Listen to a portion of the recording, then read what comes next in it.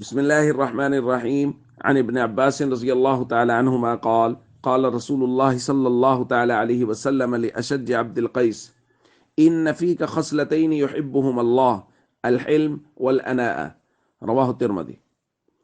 نبی کریم صلی اللہ علیہ وسلم نے حضرت منذر بن عائد رضی اللہ تعالیٰ عنہ سے فرمایا، تمہارے اندر دو خصلتیں ایسی ہیں جن کو اللہ بے حد پسند فرماتے ہیں، ایک حلم اور بردباری، اور دوسرا وقار یعنی غور و فکر کے ساتھ ہر کام کو کرنا۔ دوستو، یہ دو خصلتیں حضور علیہ الصلوۃ والسلام نے ان پہ تعریف فرمائی ہے۔ اصل میں یہ وفد عبد القیس مدینہ منورہ آیا تو ان میں موجود ایک صحابی فرماتے ہیں، لما قدمنا المدینہ، جب ہم مدینہ آئے، فجعلنا نتبادر من رواحلنا، ہم جلدی جلدی اپنی سواریوں سے اترنے لگے، فنقبل ید النبی صلی اللہ علیہ وسلم ورجلہ، ہم حضور کے ہاتھ پاؤں کو جلدی جلدی سے چومنے لگے صلی اللہ علیہ وسلم۔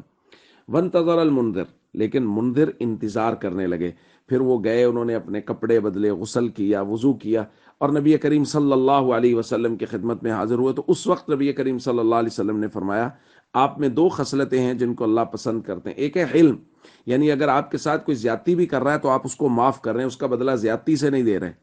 اور دوسرا ہے وقار، یعنی غور و فکر کے ساتھ کسی بھی معاملے کو کرنا، اس کی تمام تر امور کا، اس کے تمام تر پہلوؤں کا جائزہ لینا کہ اس میں یہ نفع ہو سکتا ہے، یہ نقصان ہو سکتا ہے، پھر اس کام کو کرنا۔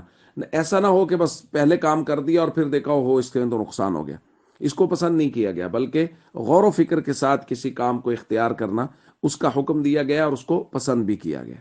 اس لیے ہم سب کو چاہیے ہم حلم اور بردباری پیدا کریں، اور اسی طرح وقار، طمانینت یعنی غور و فکر کے ساتھ ہر کام کو کرنے کی کوشش کریں۔ السلام علیکم ورحمۃ اللہ وبرکاتہ۔